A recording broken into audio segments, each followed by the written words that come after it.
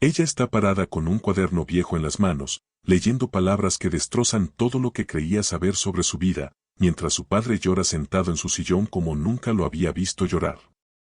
3 golpes brutales sacuden la puerta principal y del otro lado hay alguien que vino por ella, por la hija que este hombre escondió durante 32 años. Y ese cuaderno que acaba de encontrar escondido en el techo revela una verdad que lo cambia todo, que ella nunca fue su vergüenza, que él fue la vergüenza de ella. Mi padre siempre repetía que yo era su vergüenza. Una frase que decía sin gritar. Sin emoción. Como quien afirma que el agua moja o que el sol quema. Para él, mi existencia era un error público. Una mancha en su reputación. Un recordatorio constante de algo que nunca entendí del todo. Me comparaba con mi hermana perfecta. Me hacía sentir que yo era el problema, la falla, el error. Pero ese cuaderno escondido en el techo de su sala demostró que todo era una farsa. Que la vergüenza nunca fui yo. Que él construyó una mentira tan grande que terminó creyéndola él mismo. Y ahora, con ese cuaderno en mis manos, finalmente sé la verdad. El atardecer bañaba la sala con una luz dorada intensa que atravesaba la ventana lateral e iluminaba la pared amarillo pastel suave, desgastada por el tiempo y la humedad de años. El aire olía a madera vieja, a polvo acumulado, y a ese olor particular de las casas donde el tiempo se detuvo décadas atrás. Mi padre estaba sentado en su sillón de cuero café agrietado, aferrado al bastón de madera oscura, aunque no lo necesitaba tanto como decía. Era más un símbolo de autoridad que una ayuda real para caminar. Lo usaba para golpear el piso cuando quería enfatizar sus palabras. Para marcar territorio. Para recordarme quién mandaba en esa casa. Entré con cuidado, como siempre lo hacía cuando lo visitaba. Como si estuviera entrando a territorio enemigo. Buenas tardes, papá, dije con voz suave, intentando no provocar su ira. Él solo bufó. Un sonido de desprecio que conocía demasiado bien. ¿Qué haces aquí ahora?, preguntó sin siquiera mirarme. Vine a dejarte la comida que pidió mi tía Rosa, respondí, levantando la bolsa con los tuppers de pozole y tortillas recién hechas. No necesito tu comida, dijo con voz cortante. Lo único que necesito es que dejes de venir. Eres mi vergüenza más grande. La frase me golpeó como siempre lo hacía. Como un puño invisible en el estómago. Pero esta vez algo fue diferente. Esta vez no me quedé callada. ¿Por qué dices eso?, pregunté, intentando controlar el temblor en mi voz. ¿Qué hice yo para ser tu vergüenza? El río. Una risa seca, amarga, sin alegría. Existir. Eso hiciste. Respiré profundo, intentando mantener la compostura. Papá, yo siempre intenté, comencé a decir. Él levantó la mano, cortándome. No digas que intentaste nada. Tú nunca fuiste suficiente. Nunca. Tu hermana sí. Ella fue mi orgullo. Mi luz. Mi razón de estar orgulloso. Tú solo fuiste mi falla. Mis ojos ardieron con lágrimas que me negaba a derramar frente a él. Ya no. Ya no le daría esa satisfacción. ¿Por qué siempre me comparas con ella?, pregunté. ¿Por qué siempre fui menos? Porque necesito que entiendas que nunca estuviste a su nivel. Ni siquiera cerca. Aquello dolió. Mucho. Más de lo que estaba dispuesta a admitir. Pero había algo en esa sala que llamó mi atención. Algo extraño que nunca había notado antes. El techo. Una placa de madera en el techo, justo encima de donde mi padre estaba sentado, estaba ligeramente torcida. Como si hubiera sido movida recientemente. Las otras placas estaban alineadas perfectamente, cubiertas de polvo uniforme. Pero esa una estaba desalineada. Limpia en los bordes. Fruncí el ceño mirándola. ¿Qué miras?, preguntó mi padre con irritación en la voz. Nada, mentí, bajando la vista. Pero mi mirada volvió a esa placa. Había algo ahí. Lo sabía. De repente, un objeto cayó al piso con un sonido metálico. Mi padre había movido el bastón sin querer, golpeando algo que estaba apoyado contra la pared. Un clavo. Antiguo. Oxidado. Largo. Como los que se usan para sostener vigas. Mis ojos subieron nuevamente al techo. A esa placa desalineada. Tenía certeza ahora. Algo estaba escondido ahí. Algo que mi padre no quería que nadie encontrara. Mi padre se puso tenso. Me miró con ojos llenos de pánico.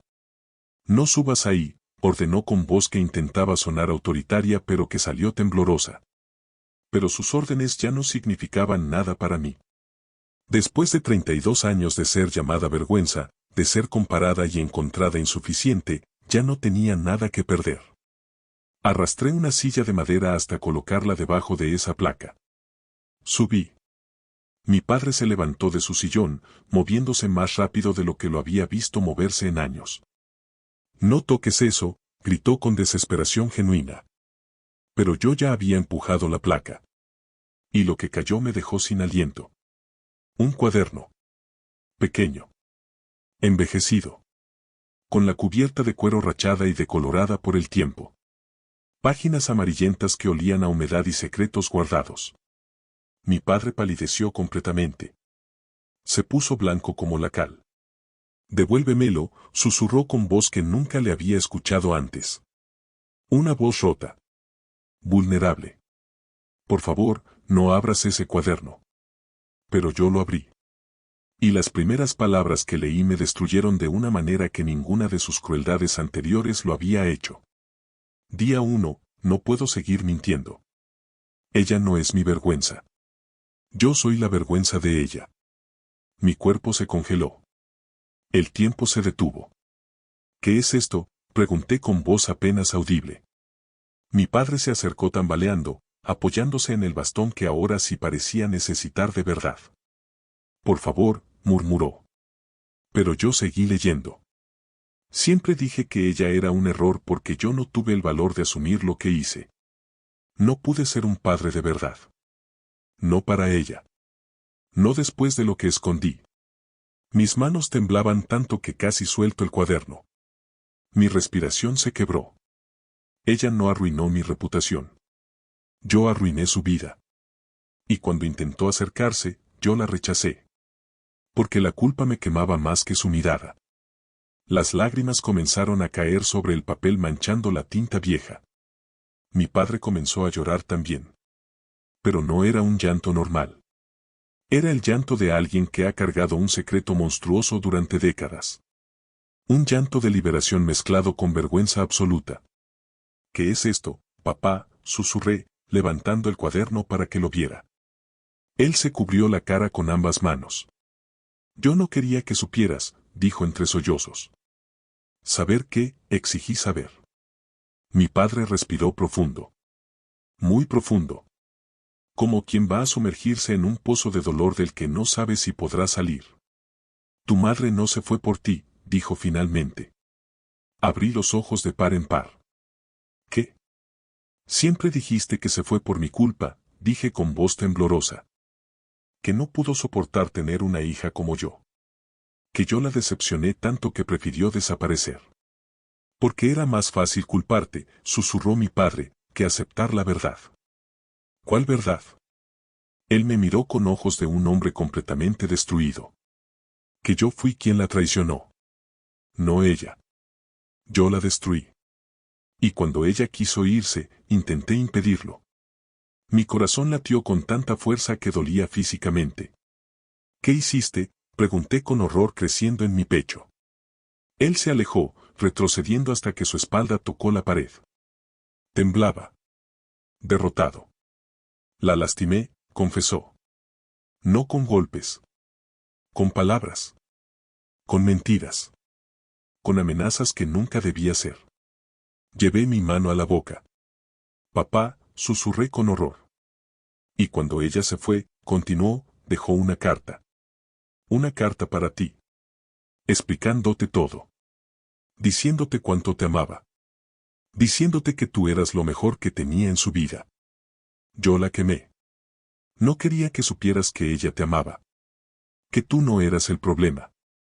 Comencé a llorar sin control. «¿Por qué?», pregunté entre sollozos. «¿Por qué hiciste eso?». Él respiró profundo. Como si lo que iba a decir fuera lo más difícil que había dicho en su vida. Porque yo sabía que no era tu padre.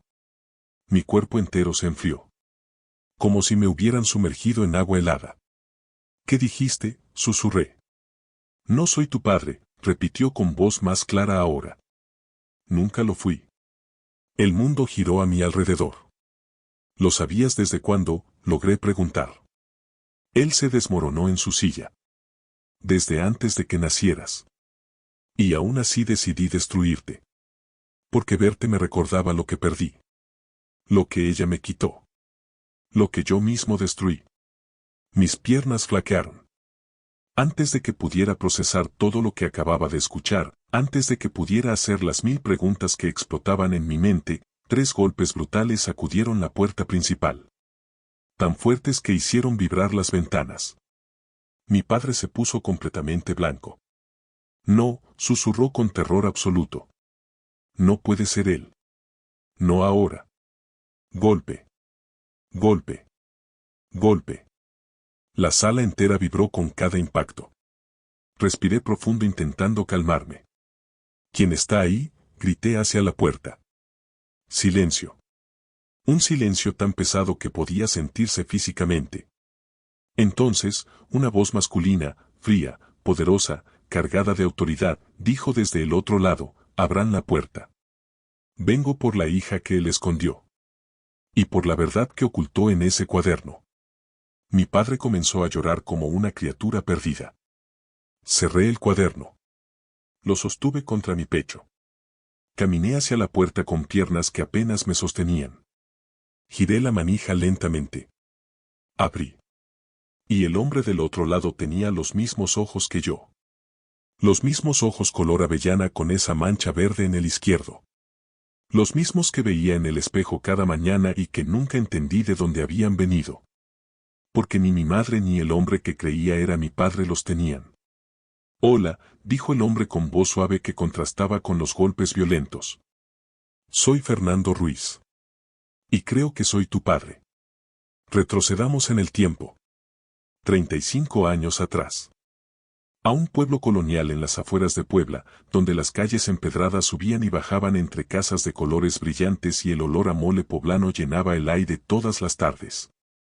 Ahí vivía una joven llamada Mercedes. Tenía 22 años, cabello negro hasta la cintura que brillaba como obsidiana bajo el sol, y una sonrisa que hacía que todos en el pueblo voltearan a verla cuando pasaba. Mercedes trabajaba en la biblioteca municipal, un edificio antiguo con techos altos y ventanas enormes que dejaban entrar la luz de la tarde. Era una muchacha inteligente, soñadora, que leía novelas de amor y poesía mientras atendía a los pocos visitantes que llegaban buscando libros. Su familia era de clase media. Su padre era maestro de secundaria y su madre bordaba manteles que vendía en el mercado los fines de semana. Mercedes era hija única y sus padres habían puesto todas sus esperanzas en ella. Querían que estudiara en la universidad. Que se convirtiera en algo más que una bibliotecaria de pueblo. Pero Mercedes estaba enamorada. Enamorada de un hombre que había llegado al pueblo 6 meses atrás. Se llamaba Fernando Ruiz. Tenía 28 años, era arquitecto de la Ciudad de México y había venido a supervisar la restauración de la iglesia colonial del siglo XVIII que era el orgullo del pueblo. Fernando era todo lo que Mercedes había soñado. Inteligente. Culto. Con una pasión por la historia y el arte que hacía que sus conversaciones duraran horas. Alto. De presencia elegante. Con esos ojos color avellana que parecían ver directo al alma.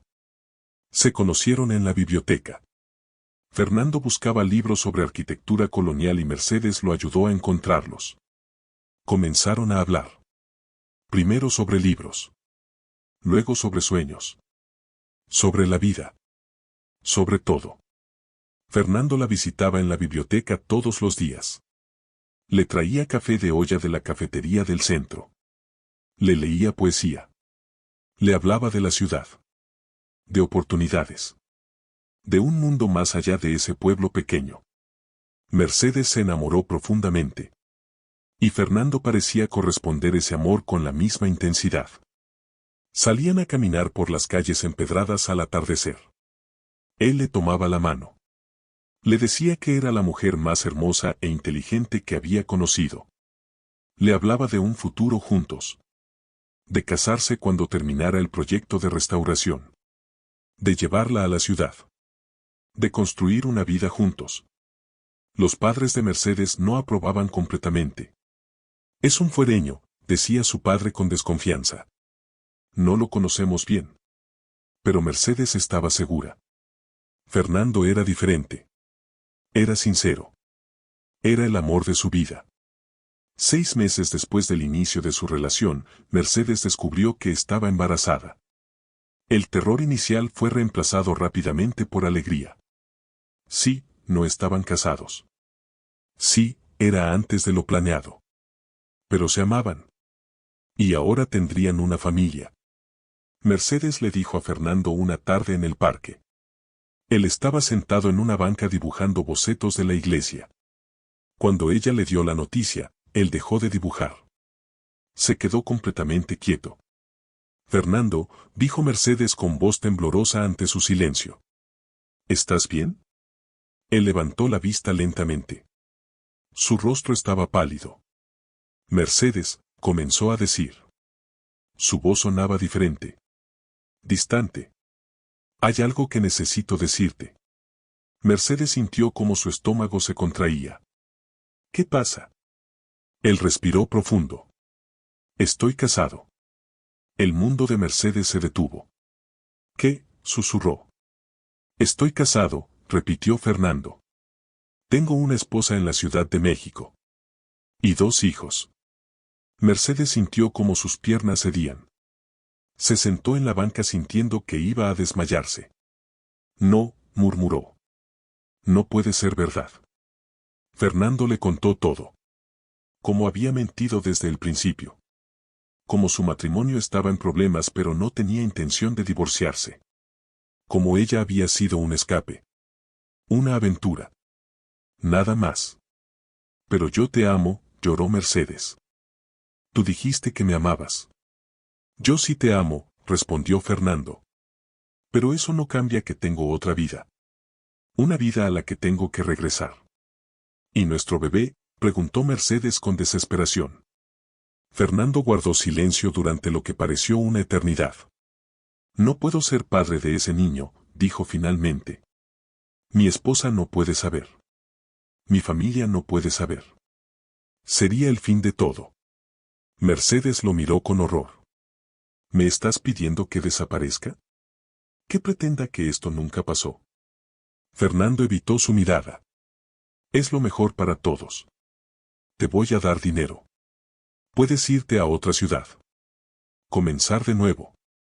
Pero yo no puedo estar en la vida de ese niño. Mercedes se levantó de la banca. Se alejó de él con lágrimas corriendo por su rostro. Eres un cobarde, dijo. Un mentiroso. Un cobarde. Fernando no respondió. Solo la miró con ojos que parecían genuinamente arrepentidos pero que no cambiaban nada. Mercedes corrió a casa. Se encerró en su cuarto. Lloró durante horas. Cuando finalmente le contó a sus padres, la reacción fue peor de lo que imaginaba. Su padre gritó. Su madre lloró. ¿Cómo pudiste ser tan tonta?, le gritó su padre. ¿Cómo pudiste confiar en un hombre casado? Pero yo no sabía que estaba casado, sollozó Mercedes. Él me mintió. Su padre no quiso escuchar excusas. Tienes 2 opciones, dijo con voz dura. Te vas del pueblo y das al bebé en adopción. O te quedas y enfrentas la vergüenza de ser madre soltera. Pero si te quedas, no esperes apoyo de nosotros. La comunidad nos va a señalar. Ya nos señalan. Mercedes sintió como su mundo se desmoronaba. No tenía dinero propio. No tenía educación más allá de la preparatoria. No tenía manera de mantenerse sola con un bebé. Estaba atrapada. Fue entonces que apareció Ignacio. Ignacio Salazar era el dueño de la ferretería del pueblo. Tenía 40 años, era viudo sin hijos y había estado enamorado de Mercedes desde que ella tenía 16. Siempre había sido respetuoso, manteniendo distancia. Pero cuando se enteró de la situación de Mercedes, dio su oportunidad. Fue a hablar con el padre de Mercedes. Le hizo una propuesta. Yo me casaré con ella, dijo. Le daré mi apellido al bebé. Nadie tiene que saber la verdad. Y a cambio, ella será mi esposa. El padre de Mercedes vio la salvación. Era la única manera de evitar el escándalo completo. Le dio un ultimátum a Mercedes. O te casas con Ignacio o te vas del pueblo sola. Mercedes no tenía opción. Aceptó casarse con Ignacio una semana después. Fue una ceremonia pequeña, triste, en la iglesia que Fernando había estado restaurando. Fernando ya se había ido del pueblo. De regreso a su vida en la ciudad. Sin mirar atrás. Los primeros meses del matrimonio fueron tolerables. Ignacio era educado. Le daba espacio. No exigía nada físicamente más allá de compartir la cama. Parecía entender que Mercedes necesitaba tiempo. Pero cuando nació la bebé, todo cambió. Era una niña hermosa. La llamaron Patricia. Y desde el primer momento, Ignacio vio en ella lo que Mercedes había esperado que nunca viera. Los ojos. Esos ojos color avellana con la mancha verde que claramente no venían de ninguno de ellos. ¿De quién es esta niña?, preguntó Ignacio una noche, mirando a la bebé en la cuna.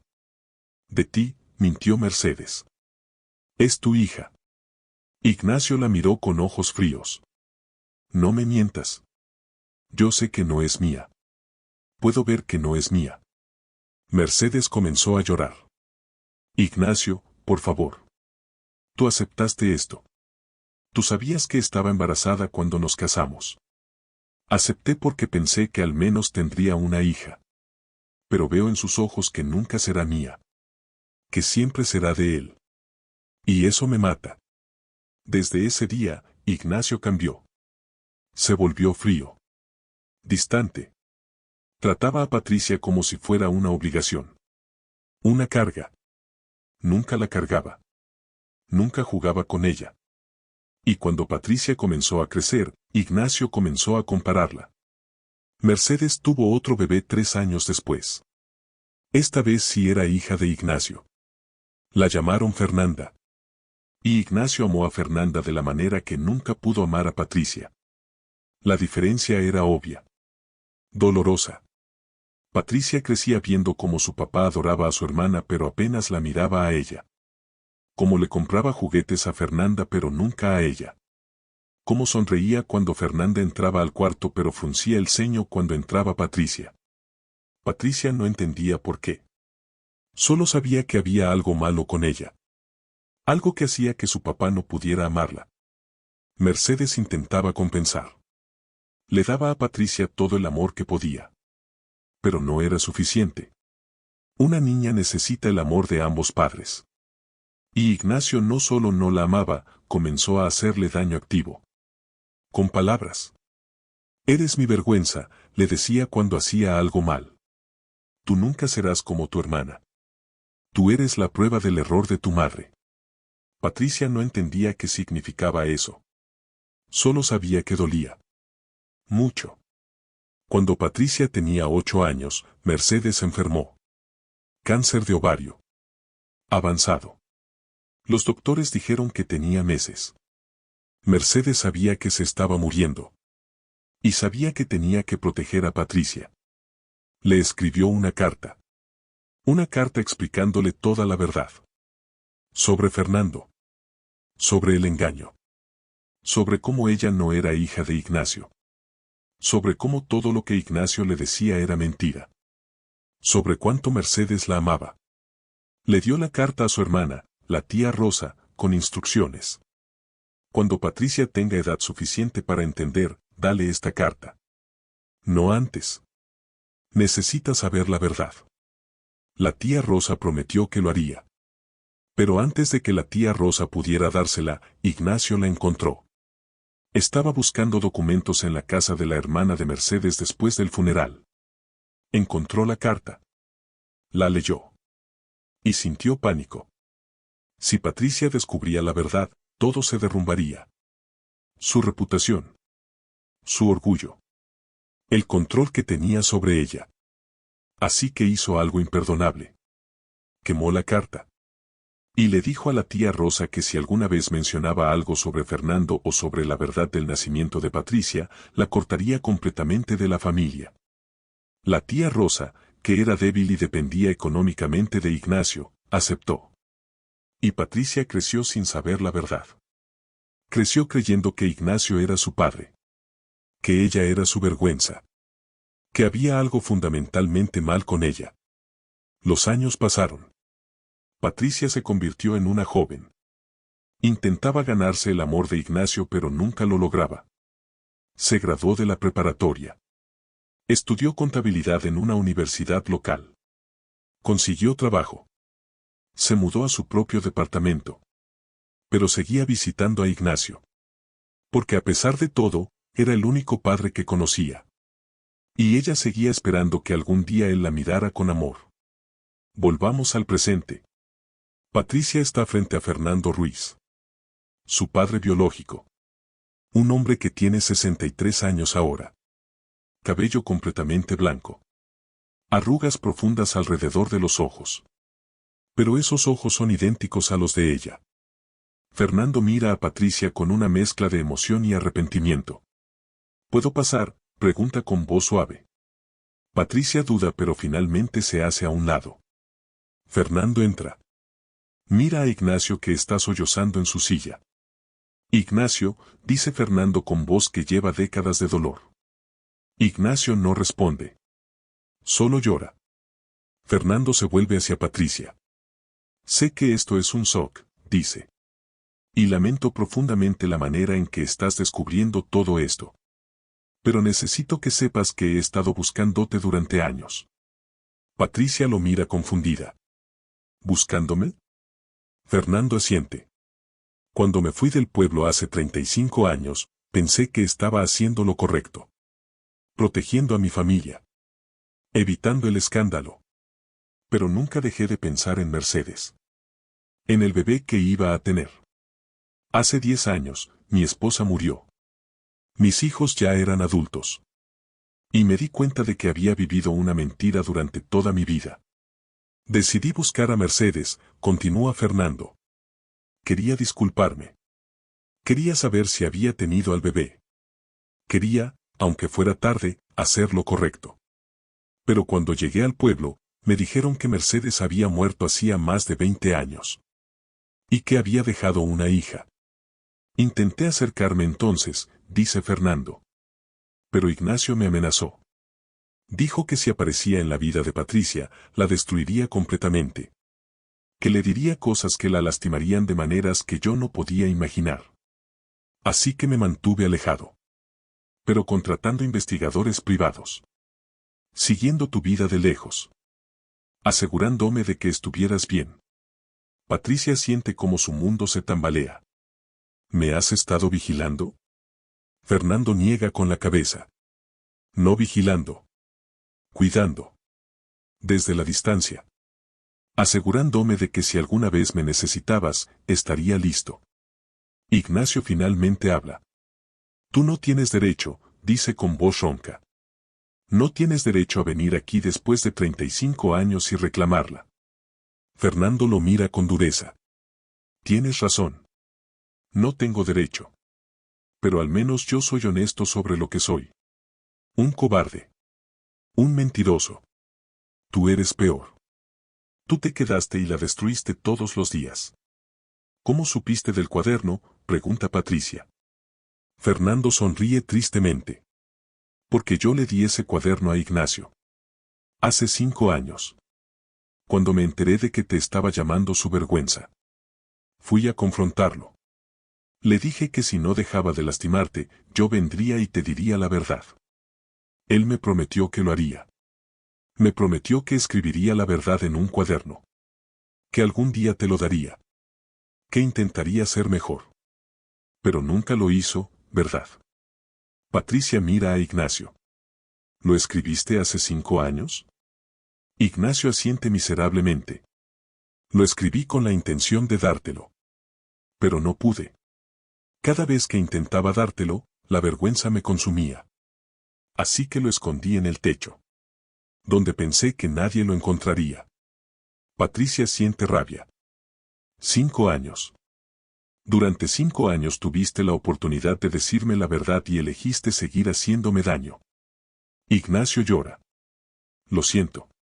Lo siento tanto. Patricia lo mira sin compasión. No quiero tus disculpas. Quiero que entiendas el daño que me hiciste. Pasé toda mi vida sintiendo que no era suficiente. Que había algo mal conmigo. Y todo era mentira. Todo. Fernando se acerca a Patricia. Sé que no tengo derecho a pedirte nada. Pero me gustaría tener la oportunidad de conocerte. De contarte sobre tu madre. De ser parte de tu vida si tú me lo permites. Patricia lo mira. Ve a un hombre viejo. Arrepentido. Honesto sobre sus fallas. Y siente algo que no esperaba sentir. Curiosidad. Quiero saber sobre mi madre, dice finalmente. Quiero saber quién era realmente. No la versión que él me contó. Fernando sonríe con lágrimas en los ojos. Tu madre era extraordinaria. Inteligente. Bondadosa. Soñadora. Y te amaba más que a nada en este mundo. Las semanas siguientes son un torbellino. Patricia se muda de manera temporal a un hotel. Necesita espacio de Ignacio. Necesita procesar todo. Fernando se queda en el pueblo. Se reúnen diariamente. Él le cuenta historias sobre Mercedes. Sobre cómo se conocieron. Sobre sus conversaciones en la biblioteca. Sobre los sueños que Mercedes tenía. También le cuenta sobre su propia vida. Sobre su matrimonio que fue más obligación que amor. Sobre sus 2 hijos que ahora son adultos y que están dispuestos a conocer a su media hermana. Sobre cómo su vida estuvo llena de éxito profesional pero vacía emocionalmente. Patricia también habla. Cuenta sobre su infancia. Sobre el dolor de sentirse rechazada.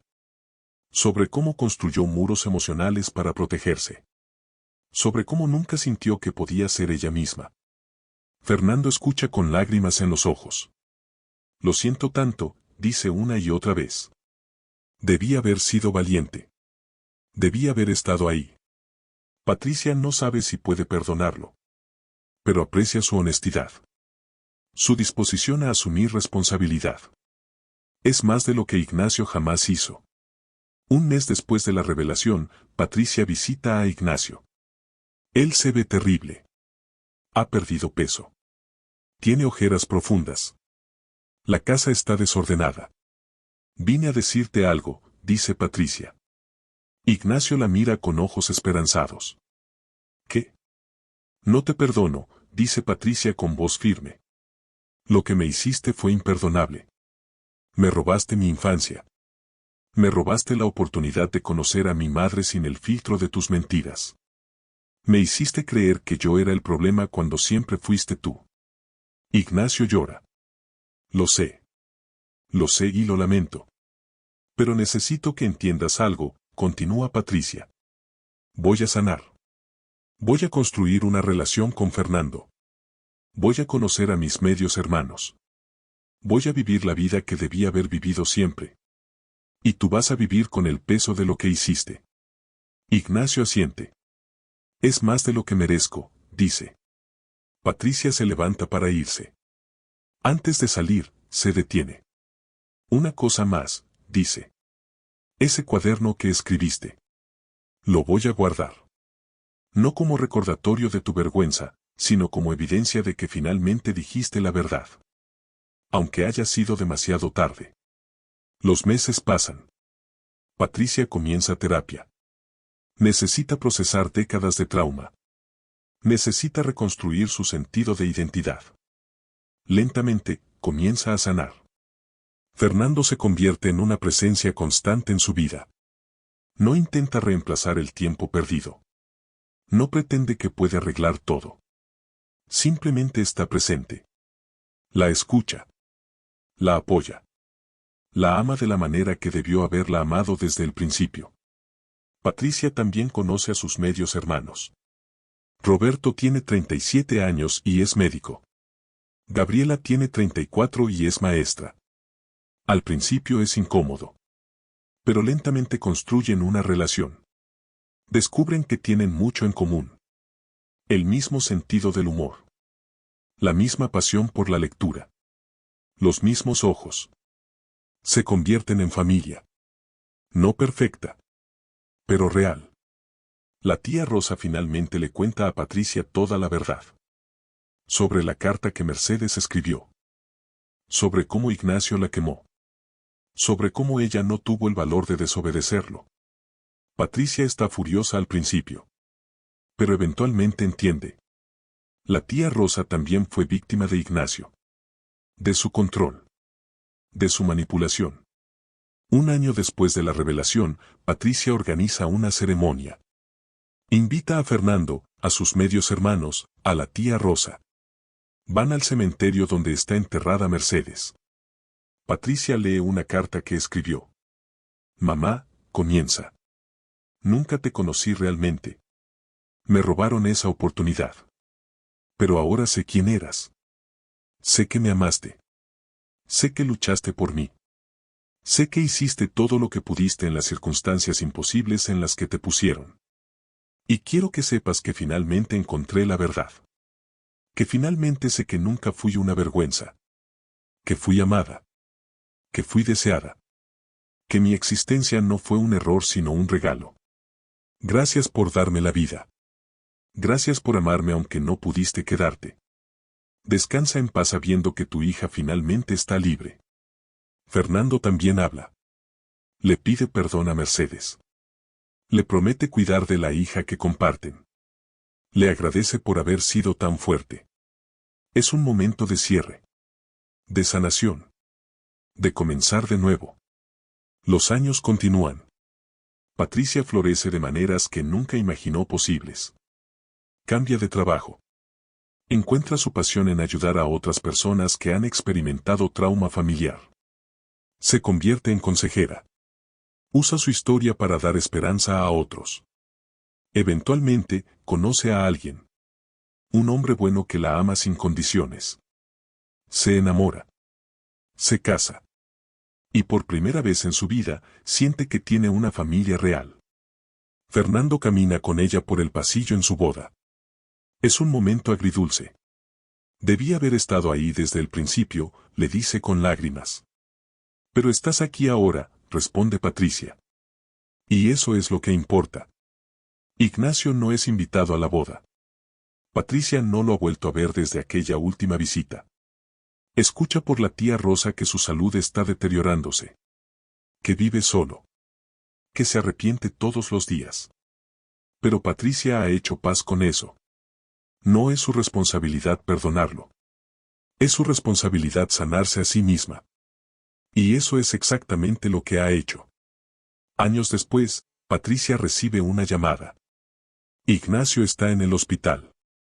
Está muriendo. Pregunta si ella vendría. Patricia duda. Habla con su terapeuta. Con Fernando. Con su esposo. Todos le dicen que la decisión es suya. Finalmente decide ir. No por él. Por ella. Para cerrar ese capítulo completamente. Ignacio se ve frágil en la cama del hospital. Conectado a máquinas. Con los ojos hundidos. Cuando ve a Patricia entrar, comienza a llorar. Viniste, susurra. Vine, responde Patricia. Pero no vine a perdonarte.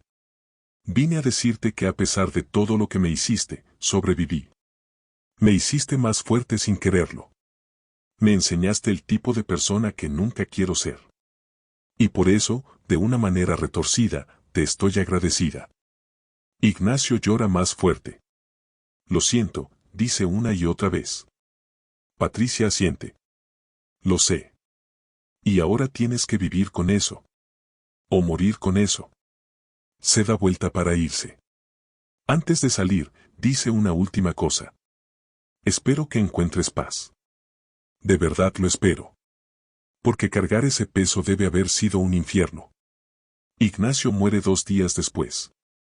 Patricia no va al funeral. pero envía flores. Con una nota que dice, descansa en paz. Finalmente estamos ambos libres. La vida continúa. Patricia tiene hijos. Una niña y un niño. Les cuenta la verdad sobre su historia desde que son pequeños. No los detalles traumáticos. Pero sí la esencia. Que las familias son complicadas. Que la verdad es importante. Que el amor puede sanar incluso las heridas más profundas. Fernando se convierte en un abuelo maravilloso. Pasa tiempo con los nietos que pensó que nunca tendría de Patricia. Les lee cuentos. Les enseña a dibujar. Les habla sobre su abuela Mercedes que nunca conocieron. Los niños lo adoran. Patricia mira a su familia. A Fernando jugando con sus hijos. A su esposo preparando café en la cocina. A Roberto y Gabriela que vienen a visitarla regularmente. Y siente gratitud.